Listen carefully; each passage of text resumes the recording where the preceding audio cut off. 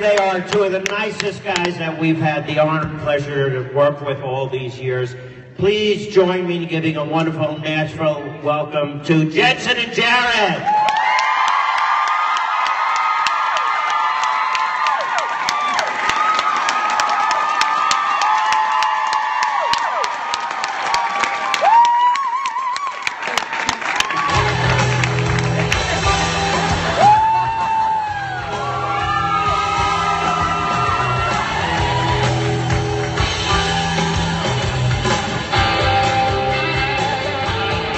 I would like to start out this night with an impression of my dear friend Jensen. It starts with me in my underwear. In bed, in that sort of weird state between, bear with me, I'm trying. In that state between sort of like awake and asleep, and ding! Ugh. What time is it? Grab my phone. Ackles. What's up? You awake? I was like, yeah, it's 11:45. I guess I'm awake. I'm answering this. Just got back from the concert. My voice is gone. Nightcap? So for those who saw my Twitter and Facebook this morning, I mean it. Nashville won. Sam Winchester, goose egg.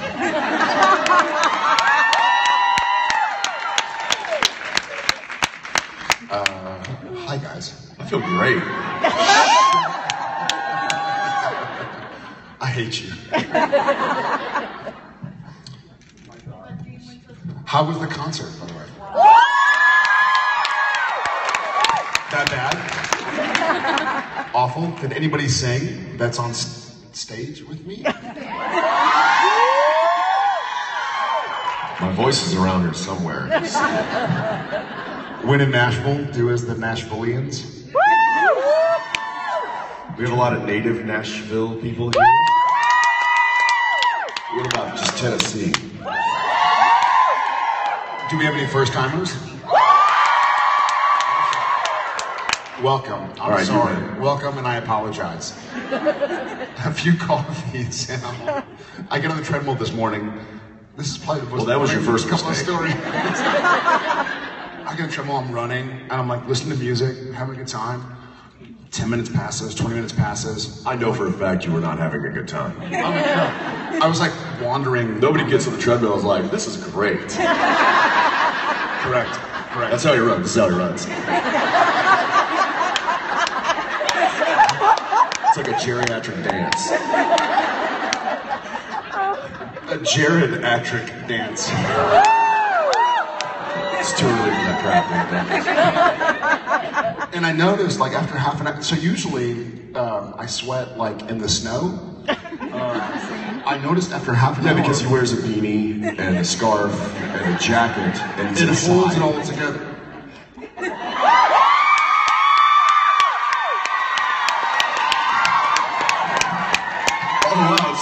It's not so hot anymore. It's cold in here.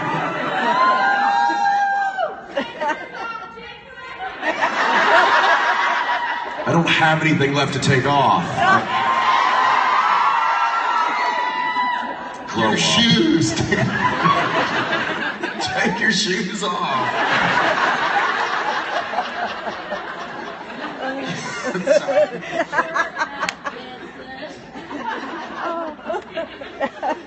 Okay.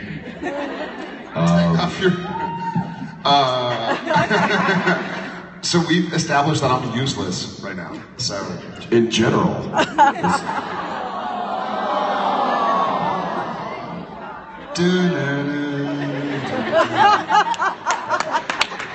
Will somebody play the Charlie Brown song? I love you back. Who loves me? Thank you. I love you back. I mean it with all my heart. I love you back. Okay, Jared's family, quiet down. Shh. My mom is talking. So yesterday. All right. Thank you, Mom. That's nice of you to come. Can we get to some questions? Because I would love to hear from you guys. Yes, that hand went right up. Yeah. Hey, it's been making me crazy for many seasons. Where do salmon... You might have started crazy for watching this in the first place. Okay. This is already debatable. Okay. Where do Sam and Dean keep those fucking suits? Where? Girl, you don't want to know. You don't want to know. But the junk in the trunk can hide a lot. So, wow, you are useless. The magic pocket. Should we talk the magic pocket? So, Sam and Dean have magic pockets. So, what's to say, like, when we come in,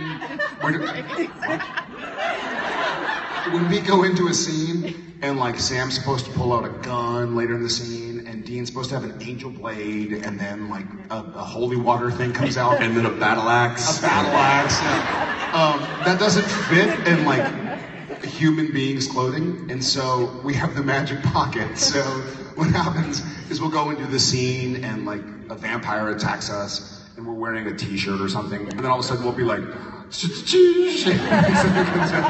and basically what happens is we'll be fighting, and they'll be like, pause. We'll pause.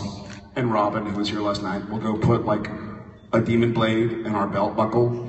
And be like, and action. We'll be like, ha ha ha. So the magic pocket, also known as Robin. The magic pause, too. So I'm completely defenseless. Pause. I've got Excalibur. Okay. How funny was last week's episode, by the way?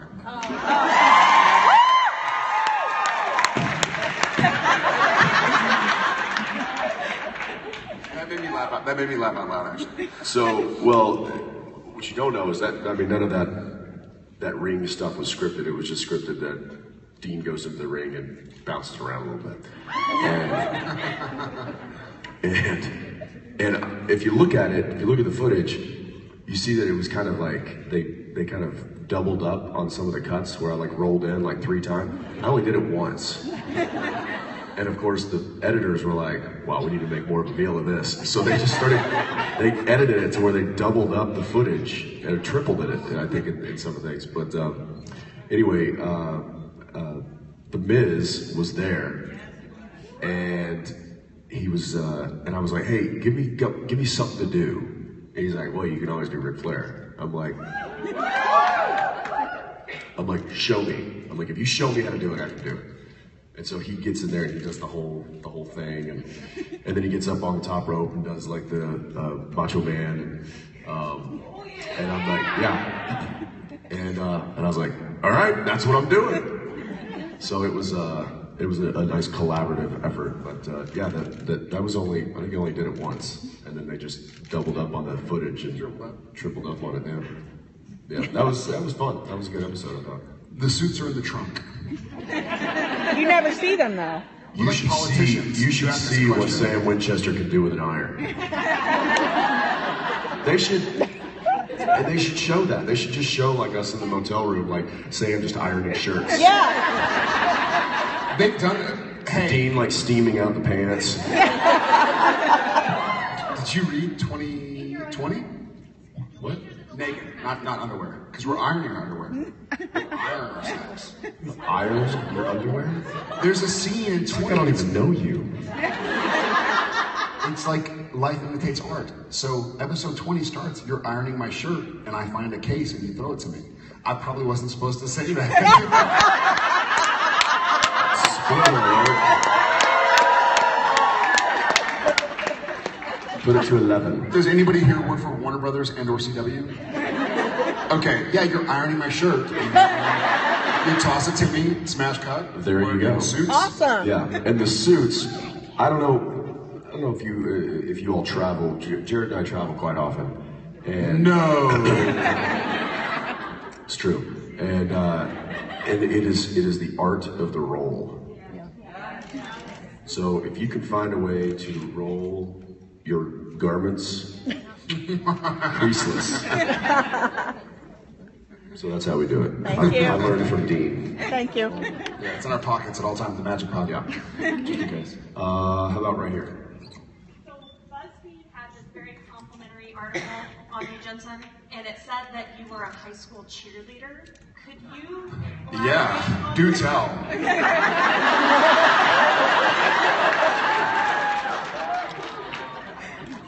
Yeah. Is there a picture? Yeah. Let me see. And yes, I will be able to explain this.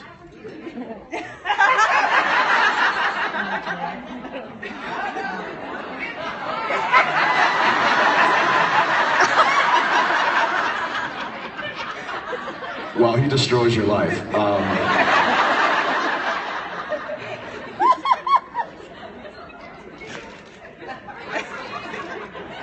Oh, you should be afraid. That looks like a banking site. Can we get some house lights, please? No, he's on your Twitter now.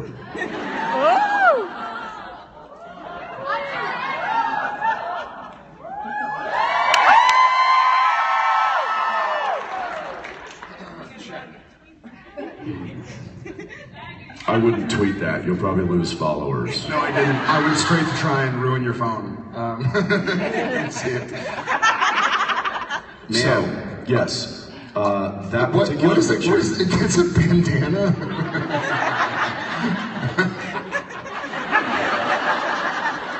So that. What is your excuse? Is there a camera? If you shut up, I'll tell you. Well, I'm sure if they want to see it, they can just Google it. It's not. We've all seen it. Yeah, all right. So, explanation on that picture, which is actually a totally different explanation than the cheerleader thing. So, that was at the annual Powerpuff football game. Thank you for finding that. You guys know what a Powerpuff football game is, right?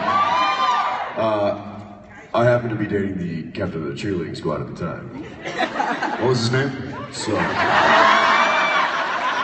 Sean. And so some of the football team and baseball team, I was on the baseball team, got together and dressed up in pseudo cheerleading outfits and got on the sidelines and acted like idiots while the girls played their Powerpuff football game. Did you win or lose? I think we all lost that day. Obviously, I lost.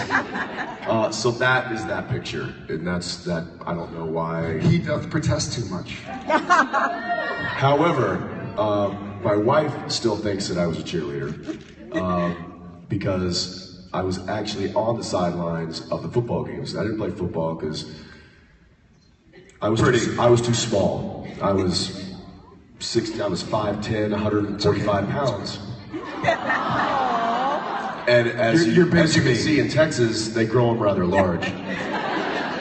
I was too small as well, by the way, to play high school football. No, I'm serious. Like our 16-year-old quarterback was 6'4", 220. Which is bigger than He was the quarterback. I know. He wasn't even the biggest guy on the team.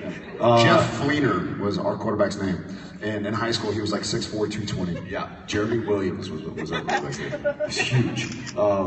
So anyway, a lot of the baseball team joined the Key Club. Do you guys know what that is? Yeah. So the Key Club. No. It's like a social organization in high school, and they were responsible for the bell that gets rung every time we score a touchdown, and also running the giant high school flag up and down the field.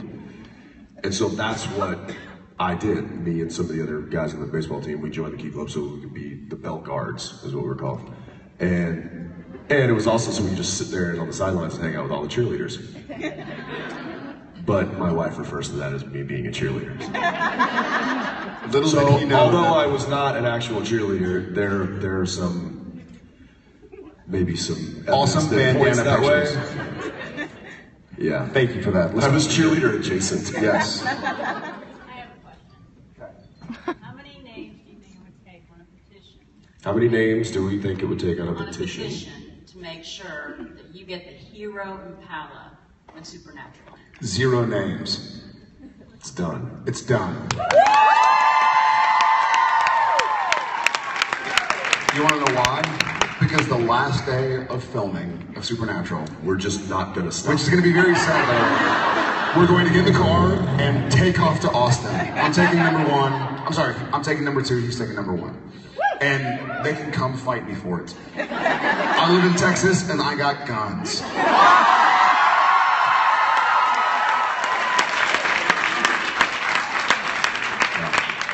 And we'll bring it around to conventions. Yes, brother, right there. Thanks for coming, guys. Thank you. Thank y'all. Back in like season 4, when Castiel like first enters the barn, I'm sure none of us had any idea what kind of effect he would have on Dean's life, especially all the way now in season 11. I was wondering, for you, what kind of effect has Misha had on your life that you never would have thought all the way back when he was running? Well, I'll say this much. I'm in therapy now. Season 4, I wasn't. Here's my favorite Misha story. So he worked with Misha before I did, because he did the big barn scene with Jim Bieber. And I was like, so Misha was supposed to do a couple episodes, and I was like, what's the deal with the new guest star? What's going on? And he's like, he's unique, man. And we're like walking like from stage 2 to stage 1. And Ackles is like, yeah, he seems like a nice guy. Like, he's not real talkative, but he's right there looking at us. And Misha was like sitting on the back of a trailer, like. And I was like, that fucking dude is creepy. Like, what's going on? I guess Misha started out as a method actor, and soon after working with Jensen and I for a long time, he's like, I'm just trying to stop laughing, like on camera. He's no longer method. So that's my experience. Yeah, I mean, Misha being part of the show has, I think, helped both of us, because for quite a long time it was just Sam and Dean, aka Jared Jensen, shouldering the workload of what the show was. And you know, for a show that's based around just 2 characters to go as long as it has, it's a lot of work for those 2 characters. So to have another character to come in and kind of help shoulder some of that workload has been great for us, but to have it also be somebody that we get along with and is a dear friend, and you know, it just kind of, I think that's probably part of why it worked well. You know, people that come on our show and that don't get it, that don't have, that, you know, maybe take themselves too seriously, or don't have a great attitude about life.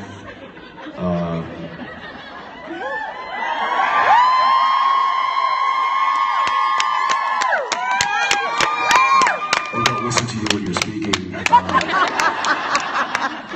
That's you know, those people don't generally stay very long, but the ones that do get it and do like to enjoy coming to work and having a good time and add to that kind of fun, creative space that I think we've all helped to create, those are the people that stick around, and Misha's certainly part of that.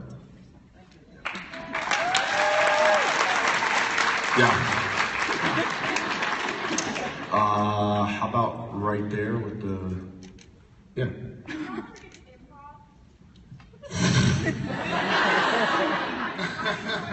Mostly. Is there a most recent improv that you could speak of?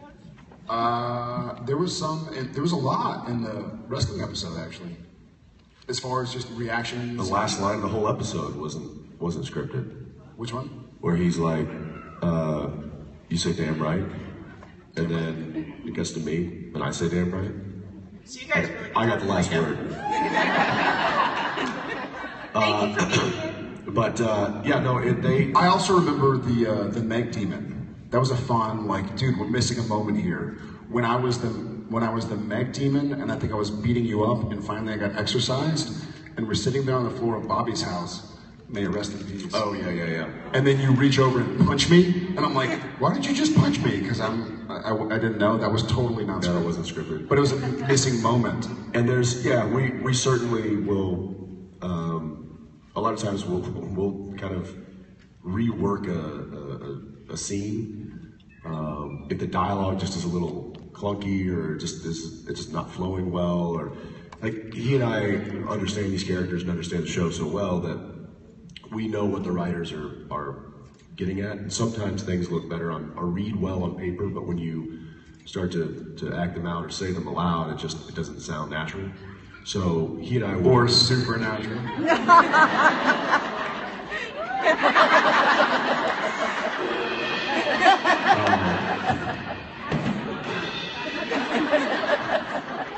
So yeah, we will certainly, and they trust us to do that, and that's kind of a nice ebb and flow that we've built with the writers and the producers and the directors and stuff. Is, you know, we care about these characters in the show as much as anybody does, and so yeah, there's a lot of improv, there's a lot of paraphrasing.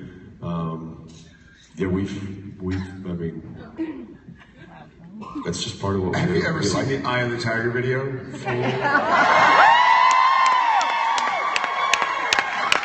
Full, unabashed improv. Let's go back over here, on the corner. Yes. My question is, in the end, oh, thank you. In the end, where you had the white suit and you're in Detroit. And I'm in Detroit?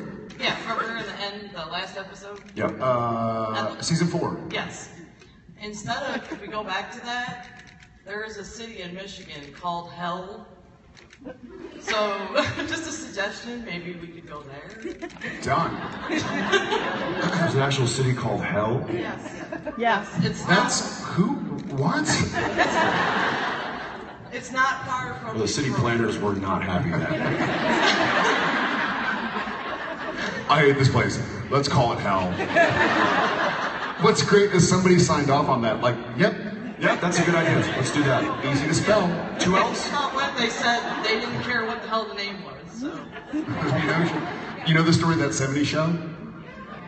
So for those who don't know, That 70s Show, which is a great show, when it was a pilot, it didn't have a name. They would just refer to it as That 70s Show. And so finally they were like trying to think of a name, and all the names sucked, but they kept referring it to it as That 70s Show.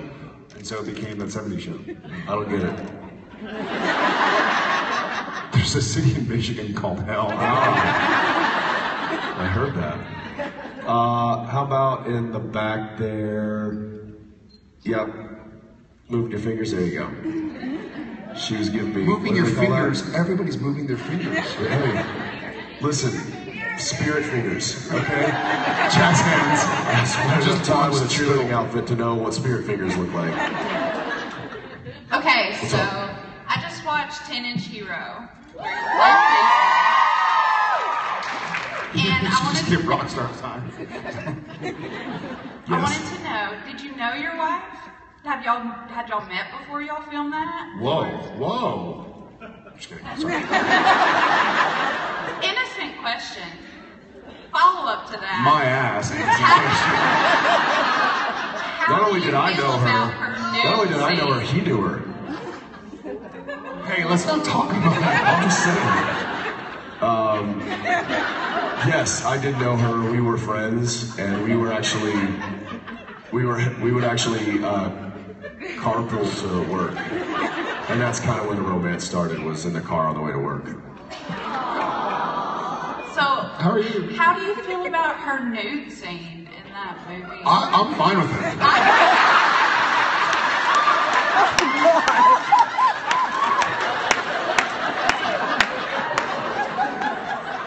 I thought it was too short, which is what she said.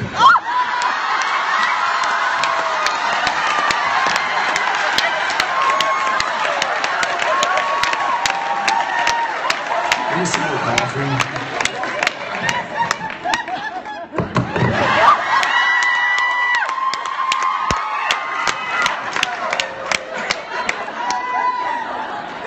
Yep. Will somebody turn this off so I can't? Nashville 1, Jared 0. Nashville 2. Let's keep count. Yeah, you know, that was her decision to make, and I was fine with it. Now I can go back and look and be like, yep. I locked that down.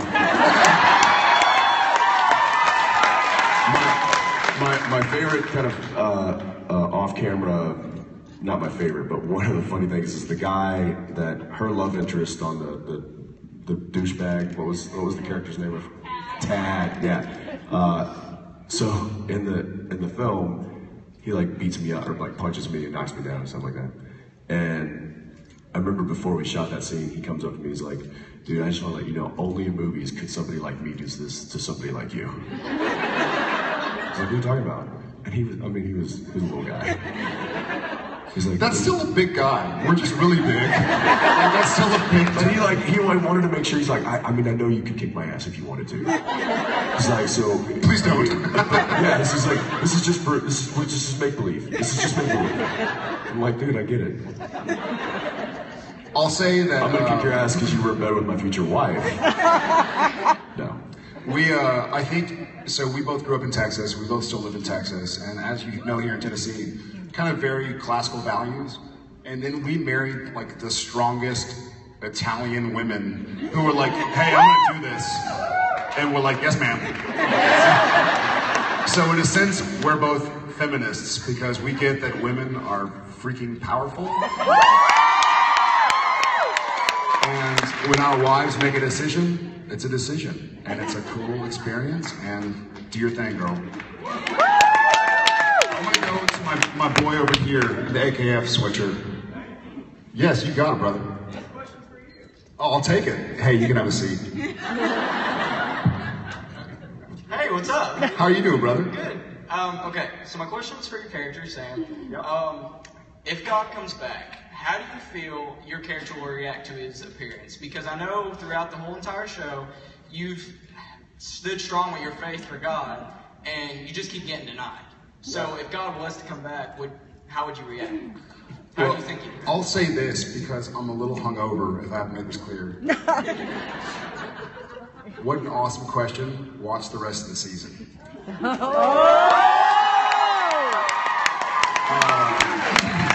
I think so. Spoiler alert, Jesus. No, because we hear about Sam's inner workings. So I'll say this. I think Sam is in a constant struggle with like what he dreams about and what he wants. And what's funny is that I'm kind of in the same position as Jared. But you have your ideals, you have what you want and what you hope for, and you try and marry that with what actually happens, and they don't always link up, and you have to figure out how to work them together. So some people call it faith, some people call it hope, but we see Sam struggle with faith and hope, and try and marry that with reality. So I think you're gonna like the rest of season 11. Thanks, man. All right, well, we got time for one more question, and then we gotta go, right? I'm gonna let you do it, man. Right here.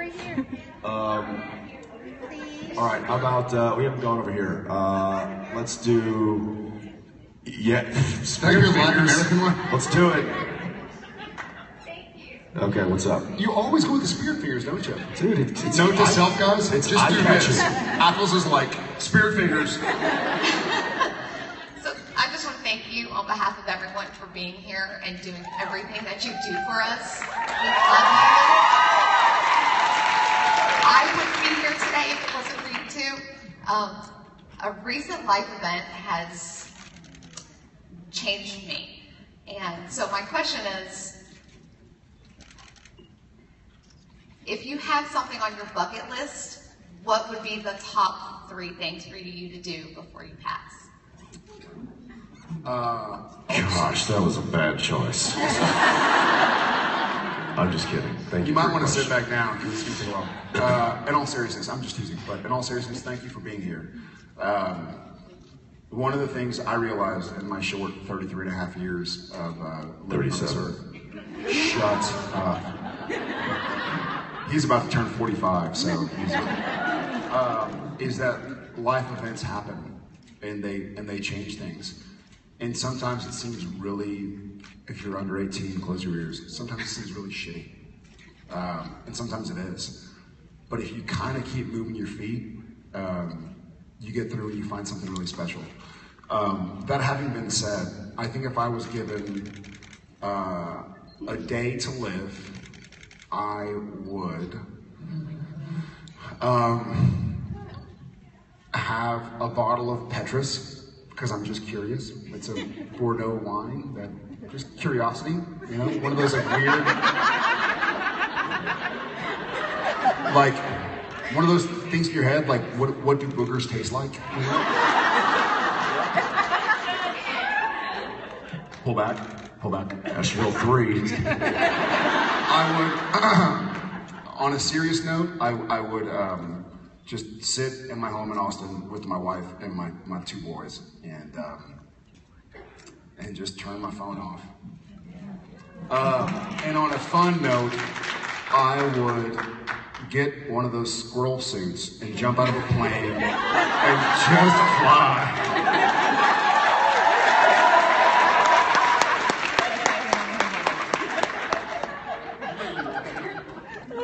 Of course, I guess it'd be called a moose suit. I'm making a moose suit.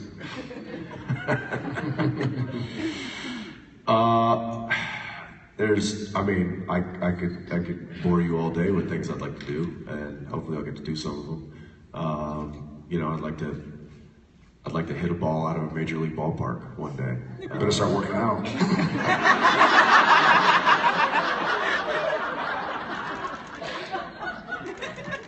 But you go drink your wine backstage. You have that bottle of wine in your house. Like, freaking open it. I'm waiting for the For what? For the doctor to be like, you're gonna die. All right, I get to drink my Petrus. Just open it, jeez. Yes. Touche. Yeah, that's there's a lot of things. I say, look, if they're attainable and you can go for it, then do it. You know, life's too short not to tick those things off the list. And it's a short time that we have here on the planet, and it's fun that we can spend time together. But certainly, man, if there's things that you want to do, make it happen. And one of my favorite sayings is, you never see a Brinks truck following a hearse. So, I mean, not getting political, but spend your money, you know what I mean? Like, have fun. Like, live the life you want to live. If we die, we die. But we're talking with people who share a similar passion, who are passionate about a story and our characters, and we're passionate about them back. So live the life you want to live today. Don't push it to tomorrow. Love you. We gotta go. Okay, y'all. We'll see you later. Thank you, NashCon.